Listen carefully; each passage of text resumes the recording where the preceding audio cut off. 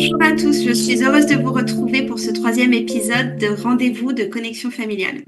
Nous espérons que vous trouverez ici des informations, des éclairages, des conseils qui vous aideront dans l'accompagnement des proches présentant un trouble de la personnalité borderline. Nous avons le plaisir d'accueillir à notre micro Pierre Cardinal, psychologue clinicien, psychothérapeute spécialisé en TCC et en thérapie familiale systémique. Merci d'être avec nous aujourd'hui, Pierre. Merci de votre invitation. Vous travaillez au service universitaire de psychiatrie de l'enfant et de l'adolescent au centre hospitalier de Versailles et avez été formé au Royaume-Uni à la guidance parentale des Incredible Years et par des organismes américains tels que BTEC. Vous avez récemment participé à l'écriture d'un chapitre du premier livre écrit en langue française sur la TCD, Pratiquer la thérapie comportementale dialectique. Alors, pourriez-vous nous expliquer brièvement ce qui vous a conduit à vous spécialiser dans la TCD? En réalité, quand j'ai commencé à travailler à Versailles, j'étais déjà très intéressé par les psychothérapies fondées sur l'épreuve et plus spécifiquement par les TCC, donc thérapie cognitive et comportementale. Et par ailleurs, mon deuxième intérêt professionnel clinique était l'accompagnement des familles.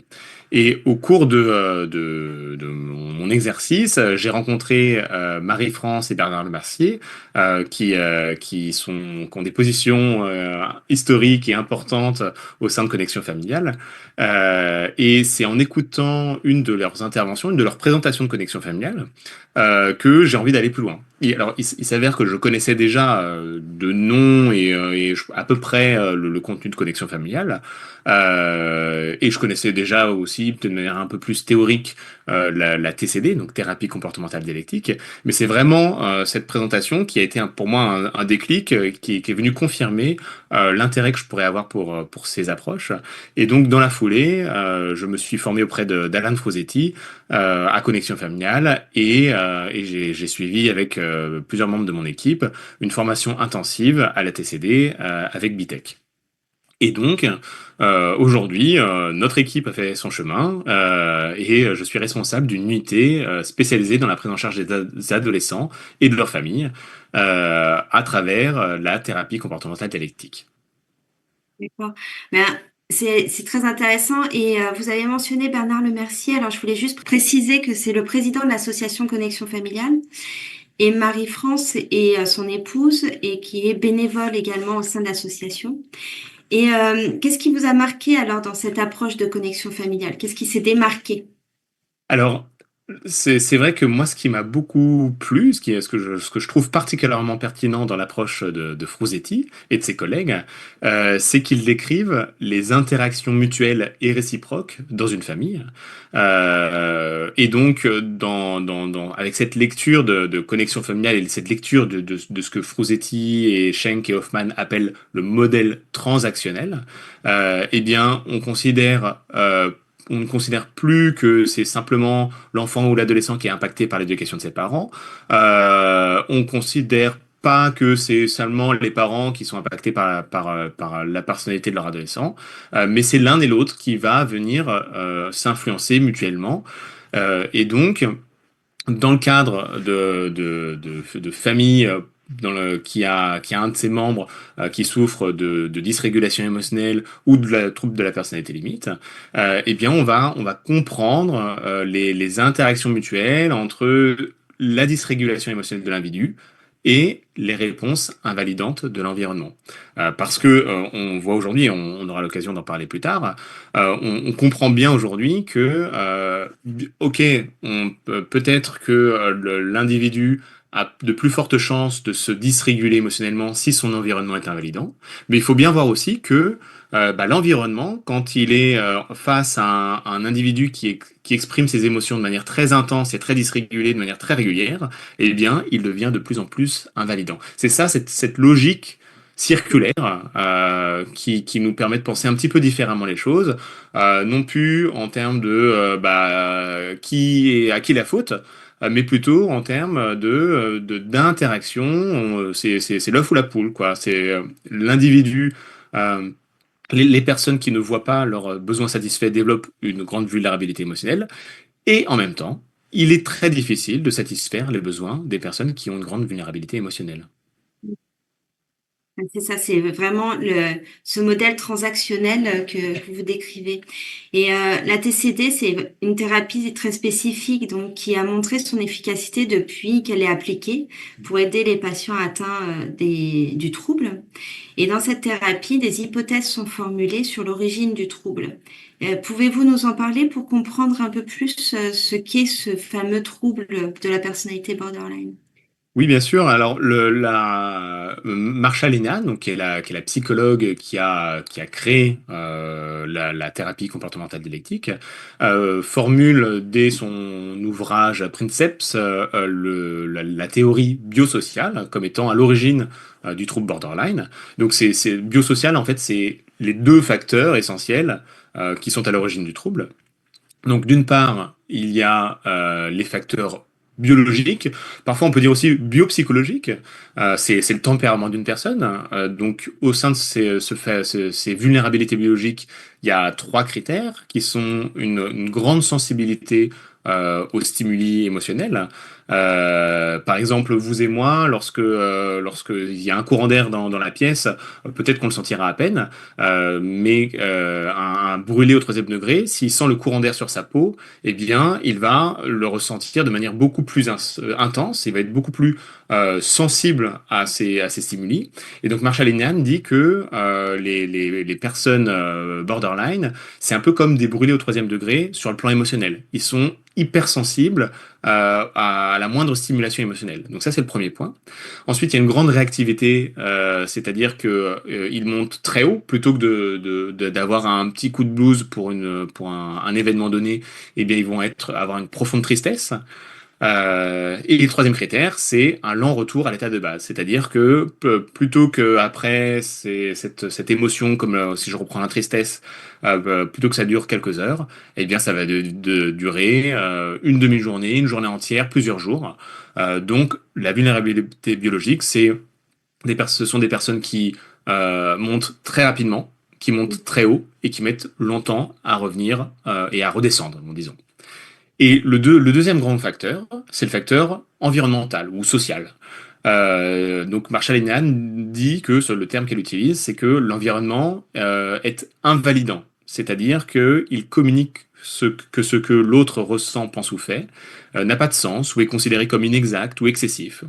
Il y arrive qu'il y ait une mauvaise adéquation entre l'individu et son environnement. Et donc l'environnement, c'est à considérer au sens large, c'est-à-dire bon, les parents, mais aussi les enseignants. Alors, moi, je parle beaucoup comme si on parlait que des adolescents, mais c'est parce que c'est avec la population que je travaille. Mais c'est applicable également avec les adultes, c'est-à-dire que les environnements, les conjoints, les pères, les collègues, les thérapeutes, donc nous aussi évidemment, lorsque nous sommes invalidants, eh bien ça participe au développement de la dysrégulation émotionnelle et éventuellement aux troubles de la personnalité limite.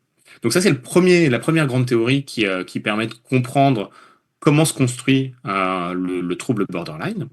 Et la deuxième grande théorie qui nous permet de comprendre ça, c'est le modèle transactionnel dont je vous parlais, qui a été développé par Frosetti et ses collègues. Et donc, si vous le voulez bien, je vais vous le présenter en vous donnant un exemple je me suis inspiré de Marie-Paul de Valdiva, ben voilà, qui présente ça de manière tout à fait intéressante et je me permets de reprendre certaines de ses idées. Donc, imaginez-vous que quelqu'un comme, mettons, Camille, qui a 16 ans, et imaginez-vous, elle rate son bus. Donc, ça, c'est la première source de dysrégulation émotionnelle, c'est l'événement qui va déclencher, qui va allumer l'étincelle, et qui va activer émotionnellement Camille. Camille, il faut savoir qu'on imagine qu'elle a ses propres vulnérabilités. Donc bien sûr, il y a les vulnérabilités biopsychologiques dont je parlais tout à l'heure, c'est-à-dire une grande sensibilité, une grande réactivité, un lent retour à l'état de base.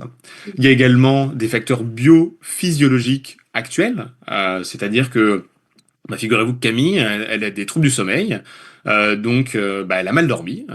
Donc, quand on dort mal, on est plus fatigué, on est plus vulnérable. En plus, elle a pas eu le temps de prendre son petit déjeuner ce matin parce qu'elle était en retard. Donc, quand on n'a pas mangé aussi, on est plus vulnérable. Et donc, tout ça, ça participe à l'activation de Camille. Et le troisième point, c'est l'état de base actuel. Puisque elle s'est réveillée en retard parce qu'elle avait mal dormi, elle s'est disputée avec son père ce matin à cause de son retard. Donc quand elle rate son bus, elle ne part pas à 0 ou à 20% d'activation émotionnelle. Elle Mm. part déjà mais assez activée. Ouais. Donc ça, c'est la deuxième source, c'est les vulnérabilités.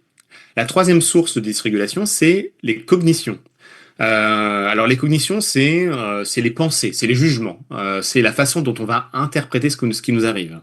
Ce qui est intéressant que nous dit Frosetti, c'est que plus on est activé émotionnellement, plus nos pensées, nos interprétations vont être polarisées, vont être extrêmes. Donc je ne sais pas comment vous prendriez ça, vous, mais si vous étiez très activé émotionnellement, si vous vous mettez à la place de Camille, comment vous interpréteriez le fait de rater votre bus dans cette situation? Oui, forcément, ça prend une place beaucoup plus importante en fait que le fait en lui-même. Mm. Exactement, exactement. Je vous pose la question, comment vous interpréteriez l'événement, le j'ai raté mon bus, dans ce contexte-là? On peut se dire, vraiment, tout ce qui m'arrive, ça rate toujours, ou il m'arrive que des crasses, tout le monde est ligué contre moi. Tout ça, en fait, participe au fait qu'elle soit activée émotionnellement. Et là, vous remarquez que la flèche entre les cognitions et l'activation émotionnelle est dans les deux sens.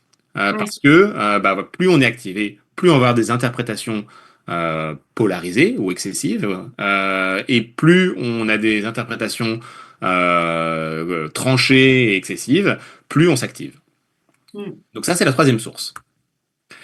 Ça va mener à une expression inadaptée. Donc, si Camille estime que le chauffeur ne l'a pas attendu, bien qu'il l'ait vu courir, elle va par exemple exploser de colère, elle hurle contre le chauffeur, elle l'insulte, Mm. voilà, elle lui dit, elle lui crie des noms d'oiseaux. Heureusement, le chauffeur est déjà loin. Et même, elle explose son téléphone par terre de colère. Mm. Donc ça, il y a plusieurs types d'expressions inadaptées, entre guillemets, mais toutes font partie de ce qu'on appelle une perte de contrôle comportemental. Et là, en l'occurrence, elle explose de colère. Donc bon, la pauvre Camille, si on essaie de suivre un petit peu le chemin de sa journée, elle arrive à l'école en retard. Et son environnement répond à Camille ou interagit avec elle. Et essayez de vous imaginer quelle interprétation Camille va avoir lorsque son prof de maths, son premier cours du matin, lui dit dépêche-toi de t'installer, Camille, tu es en retard. Mais imaginez-vous simplement qu'il lui dit ça calmement et sans un grand reproche, un petit reproche, on va dire. Dépêche-toi Camille, dépêche-toi de t'installer, t'es en retard. Ou même son camarade de classe, ou sa camarade de classe à côté de qui elle est assise habituellement, qui lui dit qu'est-ce qui t'arrive, pourquoi tu fais cette tête? Rappelez-vous, elle va interpréter tout ce qui lui arrive à la lumière de son activation qui est déjà élevée. Tout ce qui lui arrive dans la matinée, elle va l'interpréter négativement, tant et si bien que après une matinée de cours, elle finit par rentrer chez elle tant elle se sent mal. Et elle sèche ou elle ne va pas à son après-midi de cours. Donc là, vous savez, maintenant c'est le télétravail, donc elle retrouve son père, avec qui elle s'est disputée le matin, et qui lui demande ça va, ma chérie, tu es déjà de retour? Ça s'est bien passé à l'école? Donc déjà, on imagine un père qui est plutôt pas de mauvaise humeur, qui est pas attaquant, qui a une matinée correcte dans son propre environnement. Et à votre avis, Camille, est-ce qu'elle va lui expliquer sa journée en lui disant ah bah tu sais papa, la journée a été difficile. Je suis arrivé légèrement en retard pour prendre mon bus et je l'ai vu partir sous mon nez. Ça m'a mis très en colère, très en colère. Et tu sais, comme en ce moment, je suis très sensible et réactive, j'étais dans une telle vulnérabilité psychologique que, par impulsivité, j'ai cassé mon téléphone. Et tu sais, comme j'ai beaucoup de mal à redescendre à mon état de base, j'ai eu beaucoup de mal à interagir avec les autres au lycée, et donc, tu sais, je me suis ressenti agressé par tout le monde, et j'étais trop mal pour rester cet après-midi. Est-ce qu'à votre avis, Camille, elle va lui dire ça? Maintenant, elle n'a subi que des épreuves, donc ça va être à chaque fois quelque chose d'insurmontable de toute façon. Exactement. Et, Et la colère qui est extrêmement activée, j'imagine. Exactement, c'est ça. C'est tout à fait ça. Parce que ça, à la limite, dans un monde idéal, on peut dire que ce serait l'expression adaptée Bien sûr. de ce qui lui arrive. Ce serait un regard sur soi-même qui serait tout à fait exceptionnel. Je ne sais pas qui peut avoir un tel regard sur soi-même, mais Oui, purement probablement. factuel en fin de compte. Et voilà, c'est ça. Probablement pas une jeune, qui plus est une jeune qui souffre d'une grande vulnérabilité émotionnelle et qui est très activée. Donc, à cette expression hypothétique adaptée, on peut imaginer que ce papa aurait une réponse validante, c'est-à-dire, bah, ma pauvre chérie, vas-y, installe-toi, je vais te faire un chocolat chaud. On pourrait imaginer ça. Euh, mais c'est pas le cas. On vit pas dans le meilleur des mondes, hein. Et donc, si on imagine que c'est pas le pire des situations et que la pire des situations et que Camille n'est pas simplement entrée en faisant claquer les portes, en jetant son sac dans un coin de la pièce, en courant dans sa chambre, on imagine que quand même elle lui explique à peu près ce qui lui est arrivé. Ben, son père, qu'est-ce qu'il va dire? Enfin, je veux dire, tout être un peu, enfin, moi le premier, hein, je pense que je pourrais lui dire. Mais tu peux pas te mettre dans des états pareils juste parce que tu rates ton bus. Eh oui. Ça, c'est ce qu'on appelle une réponse invalidante. C'est pas mal intentionné, mais c'est invalidant. Et donc, face à ce type de réponse, est-ce que vous pensez que Camille ou que n'importe quel individu dirait: Oh papa, tu as tellement raison, merci de me montrer une autre façon de voir les choses. Très parlant. on, on peut imaginer que non. Camille est tout à chacun en entendant ça. Au contraire, eh bien, et ça, c'est quelque chose que l'on sait par la recherche.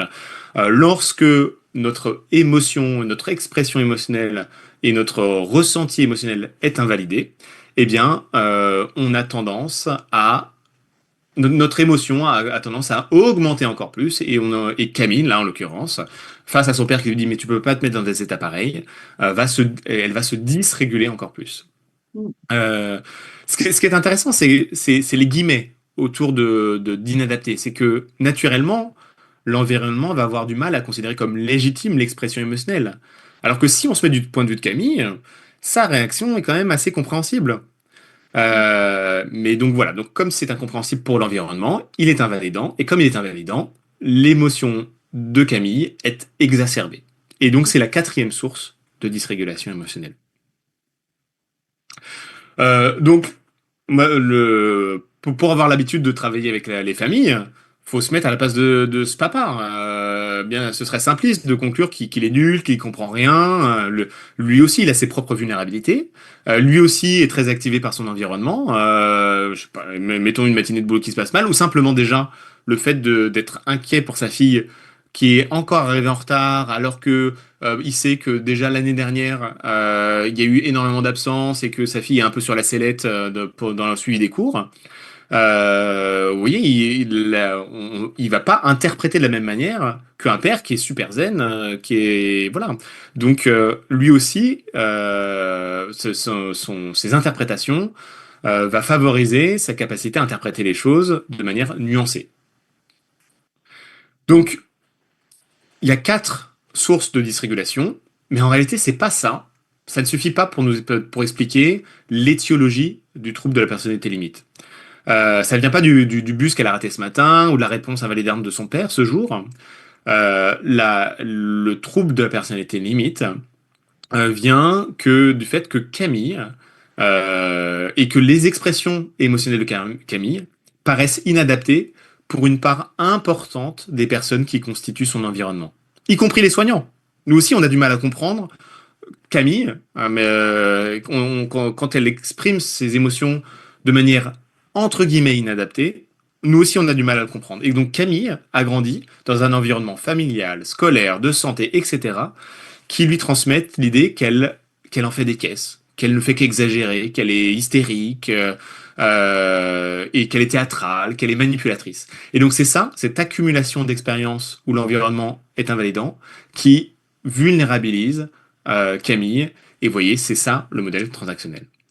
Donc si je peux résumer ça en une version simplifiée, en fait, l'environnement invalidant, qui simplement au départ ne comprend pas l'activation émotionnelle, va favoriser la dysrégulation émotionnelle, ce qui va favoriser une encore plus grande incompréhension et l'invalidation, et ce qui va créer des troubles comme une trouble de la personnalité limite. C'est très éloquent, je trouve, cet exemple de Camille et de cette relation avec et l'effet qui se passe durant la journée et ce qu'elle peut ressentir au fur et à mesure et la montée en puissance des émotions. Et justement, ce qui est important, vous parliez aussi des parents ou en tout cas de l'environnement proche, c'est ce moment où on doit poser un diagnostic. Mm. C'est un enjeu important pour tout le monde en fait et pour les thérapeutes aussi. Vous parliez de dysrégulation émotionnelle et que chez les adolescents, vous m'aviez dit en préparant cette interview qu'on préférait parler justement de dysrégulation émotionnelle plutôt que de poser un diagnostic de trouble de la personnalité borderline aux limites. Et alors pourquoi selon vous, il y a ce terminologie qui est plus important? Alors, c'est particulièrement vrai pour les adolescents et a fortiori pour les enfants, parce que, par définition, lorsque l'on est enfant et adolescent, notre personnalité est en cours de construction. Et donc, c'est difficile pour les professionnels. Alors, moi je suis psychologue et c'est le travail des psychiatres hein, de poser les diagnostics. Néanmoins, mes collègues, à raison, ont parfois du mal à poser ce diagnostic, même si c'est parfois possible, hein, parce que il y a un risque de trop fixer quelque chose de l'ordre du fonctionnement limite, alors que ce sont des personnes en construction. Et donc, tout à l'heure, vous parliez aussi de justement de l'implication des uns et des autres, de ce modèle transactionnel, et vous insistez souvent sur l'importance d'impliquer l'entourage dans la prise en charge. Et vous réunissez donc des groupes multifamiliaux dans la TCD. Est-ce que vous pouvez nous en expliquer un peu les contours? Alors, en TCD, effectivement, alors c'est vrai surtout en TCD A, donc A pour adolescent, où le choix a été fait par deux autres psychologues américains qui s'appellent Jill Ratus et Alec Miller, qui sont professeurs de psychologie aux États-Unis, et qui ont adapté avec la collaboration et l'aide de Marshall Linehan, avec l'accord de Marshall Linehan, la TCD, ils l'ont adapté pour les adolescents. Et une des modalités de soins de la TCD, c'est les groupes de compétences TCD. Et donc, cette modalité-là, pour les ados, en fait, on ne réunit pas des groupes de patients, mais on réunit des groupes de familles. Ce qui nous permet d'avoir l'environnement dans les soins impliqués dans une modalité qui est très importante en CCD, c'est-à-dire les groupes. Et donc pourquoi ils ont décidé de ne pas travailler que avec les ados, mais de travailler aussi avec les parents? Eh bien, parce que ça permet justement d'intervenir directement sur l'environnement de l'ado. Et quand on a en tête un petit peu ce modèle transactionnel que je viens d'expliquer, on comprend à quel point c'est utile d'avoir l'environnement et de travailler avec lui. On sait que l'environnement est plus dysrégulé et plus dépassé que des environnements qu'ont pas un ado de dysrégulé lui-même.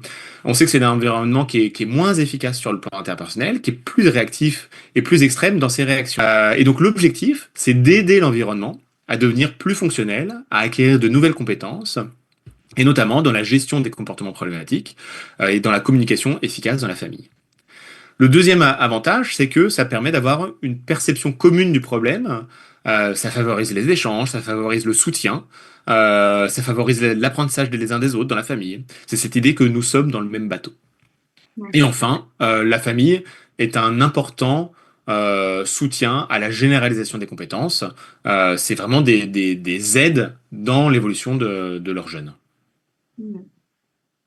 Oui, c'est ça. C'est vraiment l'interaction intrafamiliale et les mêmes informations au même moment. On rentre dans la même barque, en fait. Exactement. Et est-ce que vous auriez du coup un exemple peut-être parmi vos patients ou d'une famille où cette approche a fait la différence? Alors, j'ai deux familles qui me viennent tout de suite en tête. Il y a une maman qui, après avoir suivi toute la formation TCD, on appelle ça une formation, le training, c'est après avoir suivi tout le cycle des compétences TCD, nous a dit de manière très émouvante qu'en fait, elle s'était beaucoup reconnue dans cette formation, que si elle avait suivi une thérapie comme ça lorsqu'elle était adolescente, eh bien, ça aurait pu lui éviter beaucoup de problèmes dans sa vie. Ok. Et j'ai une autre famille où je pense au papa qui nous disait que au départ, elle venait au départ, il venait pour accompagner sa fille, et que de fil en aiguille, il venait aussi pour lui, parce que en fait les compétences de la TCD, ça nous sert à tous. Et quand je dis nous, je m'inclus dedans. Quand on tombe un peu dedans, eh bien on essaye de s'appliquer un petit peu les préceptes. C'est vraiment quelque chose d'intéressant pour tout le monde. Et il y avait un message quand on a préparé l'interview qui vous tenait à cœur, c'est d'entendre en retour qu'il y a un avant et un après. Mhm. Et, justement, avant de conclure, est-ce que vous auriez un conseil ou un message clé pour les familles qui accompagnent un proche atteint de ce trouble ou d'une dysrégulation émotionnelle? Alors, un message, c'est un message un peu c'est un message dialectique, c'est une des choses dans lesquelles on croit beaucoup qu'on pratique la TCD. C'est un message qui dit que bien sûr, chacun doit travailler à faire mieux pour que les choses changent. Que ce soit vous, les familles, que ce soit votre être cher, que ce soit les thérapeutes aussi. Mais rappelez-vous que à un instant T, chacun fait du mieux qu'il peut. Votre proche fait du mieux qu'il peut avec ses problèmes de régulation des émotions. Vous faites du mieux que vous pouvez pour gérer ces situations difficiles. Donc, mon message, c'est d'essayer de rester bienveillant envers vous-même, auto-valider la difficulté que c'est que de traverser les situations que vous traversez, continuer de travailler pour faire mieux, bien sûr, et en même temps, rester bienveillant envers ce que vous parvenez et même ce que vous ne parvenez pas à faire.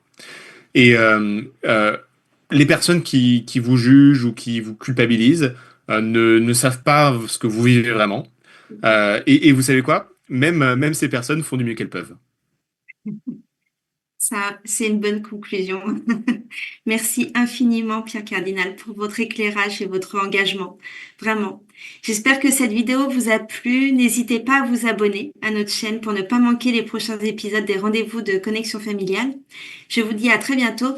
Et Pierre Cardinal, j'espère que vous reviendrez à notre micro. D'ici, Merci. portez-vous bien. Au revoir.